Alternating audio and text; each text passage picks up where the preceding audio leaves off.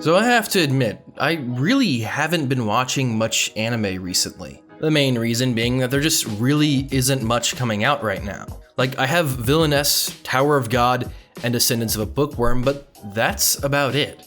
I'll occasionally catch up on Gleipnir, but I've basically dropped everything else, including Princess Connect.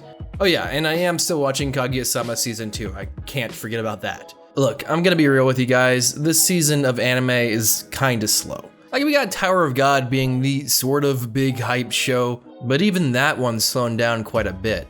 I do have to admit, I feel kind of bad about dropping Princess Connect, because it's a beautifully animated show and really toys around with some very creative premises. But it's just gotten so boring. Which brings me to an unlikely dark horse. The Eighth Sun. Are you kidding me? God, what a generic-ass light novel title. And you know what? That's kind of exactly what this show is. The art is bland, the show is filled with ugly 3D animation. The character is from another world. His best trait is that he's a real nice guy. He happens to be imbued with untold amounts of mana, and he has a harem of girls fighting to be his literal concubines. From this description, it sounds like the most boring, generic isekai you've ever heard of. And look, I'd be lying to you if I said it wasn't all of those things to some extent. But secretly, I really like this show. Dare I say, even more than Princess Connect? So today, I just want to take some time to discuss the differences between these two shows and see why I find Eighth Sun to be the better of the two.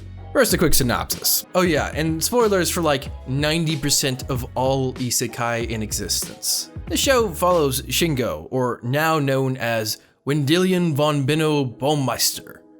After making dinner in the real world, he takes a quick nap and is transported to a fantasy world and takes over a child's body, whom I assume was eviscerated from that plane of existence and replaced by Shingo. He's brought up in a noble family. Granted, a poorer noble family, but a noble family nonetheless. Soon he discovers he has magical abilities and that they're extremely powerful. He's then trained by this weird guy living in a forest and moves out of his house once he becomes of age to avoid any disputes over succession. Basically, the show follows him as he kills dragons and becomes known as one of the strongest human beings to walk the planet. He picks up a few friends along the way, and the show follows him as he gets put into a surprisingly large amount of political drama. Look, this show is generic, but it's surprisingly fun. I think my favorite thing about this show is that it's not trying to be something that it isn't. Eighth Sun knows it's generic, and it hasn't really bothered to throw in any one-tricks of any sorts to try and separate itself from the crowd. What I think really makes this anime is that there's always something going on. There's no beach episode or episode where they're just all screwing around. All of the characters clearly want to find time to relax, but considering how powerful Baumeister is, his power is basically always needed by the crown. One of the things that's really good about this show is just how overpowered Baumeister is. He's clearly one of the strongest people in the world, but it's not an uncontested title. In particular, there are two other magicians who we know of so far who can probably contest him. As a matter of fact, one of them is probably a decent bit stronger than him, or at least it's shown to be that way a little bit in the anime. It's a good system because we kind of understand that he can't just go around and do as he pleases without there being no consequences. In other words, if he steps out of line, it's not like he can't be punished. Sorry, I know that's oddly specific, but that's just always been one of the things that kind of gets me from Black Clover. Everyone acts like, oh yeah, Asta has to listen to these nobles because he's so powerful, but in reality, I can't help but think, yeah, but who can really stop Asta at this point in the narrative? Like, you'd actually need an army. So some of the things I find kind of refreshing about this show is that despite it being extremely generic with its premise, it doesn't fall into the trappings that I've begun to hate about the isekai genre. One of my first points is that the first two girls who join his clique aren't actively trying to sleep with him. They just want to be his concubines because of how powerful he is and aren't really into him in that way. He does have a main love interest that he's interested in, and of course the feelings are mutual, but the two girls in his clique aren't constantly trying to steal him away for a secret night alone. Actually, it's quite nice because both of the girls dream of being retainers, aka warriors, and we get to see them go to some pretty lengthy character development. They aren't just there to talk about how amazing Protagonist Kun is, they are actual characters with motives and development. Speaking of something I haven't seen in an isekai in a long time, there is actually another guy main character in the clique. Seems kind of unreal actually. I haven't seen another generic isekai like this dare add another male character to the party unless he's there strictly for comic relief, but Armin really is another main character with equal amounts of development, backstory, and purpose. Like, I don't know why I keep using this word, but for some reason to me, it just feels so refreshing. So I have to admit, one of the things I wasn't expecting from this anime was its story.